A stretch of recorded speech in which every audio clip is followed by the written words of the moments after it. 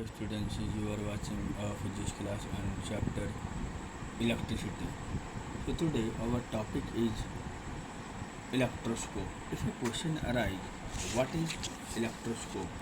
So electroscope is a nothing. It is an simple, it is an instrument which is used to detect electrical charge on a body, and it is also presents that the whether a body is charged or not, and it also used to find the nature of a charge. Okay, so in other words we can say that a gold leaf electroscope is a simple device uh, that work on the principle that light charge repel. Okay, so it is made up of a simple glass jar on a wooden base.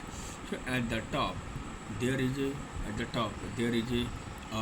rubber or ebonite stopper through which a brass stem is inserted. Okay, so here the top of the stem end in a brass disc or ball.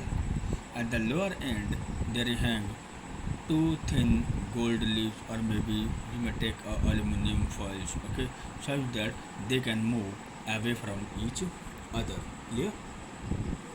So now if a question arises, how will you test the object for charges? So a charged object attracts neutral object and oppositely charged object. Okay, so when a like charge, then it will repel each other.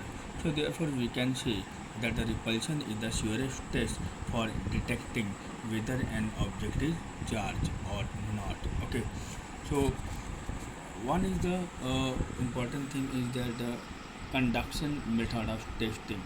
So to test an object, it is touched on the electroscope at the top dish. The dish becomes charged by conduction. So a charge passes from the dish to the stem and reaches the lower end of the brass. Okay, so you will observe that the gold leaves repel each other. I mean, it will diverge each other. Uh, since so due to the presence of what similar charges in them. Okay, so the amount of divergence produced, it helps us to know that there is a similar charge. So this indicates the amount of charge on the object tested. Next is the induction method of testing. So if the charged object is held close to the dish without touching it, we should not be touch the metal knob on the top of the stem. Okay, so the stem is charged by induction. The gold leaf acquire the same type of charge as the object, and thereby the gold leaves what repel each other. It will get what diverge. Next is the identifying the type of charge. So to test the type of the charge on an object, so first of all the electroscope is charged by touching it with the charged body of the same type. Suppose say a positive. Okay, so when you touch it with the help of a glass rod, then the brass knob get positive charge. The gold leaves what a diverge. So immediately uh, afterwards, the object with the unknown type of charge is brought near the top disk. If this object is positive charge, then it repels the positive charges from the top downward to the plate and the leaves. Okay, thus the gold leaf diverge further. Conversely, if the touch object is negative, then it will repel negative charge from the top towards the leaf and reducing the amount of positive charge they previously had. Thus, the external divergence will of the leaves will get what reduced. So therefore, the type of the total charge present on the unknown object can be identified. Clear? So next is the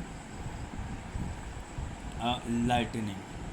So you know very well that lightning is a large electrical spark in nature. So lightning usually occurs during thunderstorm. Okay, as you can see a bright streak of light in the sky known as what? Lightning. So let us see how lightning occurs. So you must have to learn the some important point that you should remember. Okay. So in general, you know very well that lightning is a poor conductor of electricity. So lightning occurs when accumulation of charges becomes so high that air cannot resist the flow of charges. So, uh, so lightning conductor projecting objects such as trees, poles, and tall buildings are more likely to be struck by the lightning. So, a lightning conductor is an instrument which is used to protect tall buildings from being struck by the lightning. So, what is a lightning conductor? So, it is a long metal rod that runs from top to bottom along the outer wall of the building. So, the lower end of the conductor connected to the metal plate which is buried deep under the ground. If the lightning strikes, the conductor provides the path for the charge to pass directly to the ground without harming the building, without damage the building. Okay. So what are the safety measures during lightning strike? So you must have to some follow when you are in on the outdoor. Okay. So number one is the avoid taking shelter under a tree. Second point is that avoid being near to any kind of a metal object which may include metal wire, fences, machinery and power appliances. Okay. Third one is the you have to take shelter inside a fully enclosed car with all the windows closed. Okay. If you stay inside indoor, then you have to switch off all the electrical appliances. Okay. So moreover, during thunderstorm, uh, do not use landline telephone during a thunderstorm. Okay, disconnect the electrical appliances from the socket. Clear? So moreover, if you cannot find a building, put your feet close together and crouch with your head touching the knee or held between them. So in this way, you have to take safety during lightning. Okay, so I hope so you have to understand very clearly. So in the next class we will discuss on a question answer multiple choice question. Okay, hope you will enjoy the class. Okay, bye bye, have a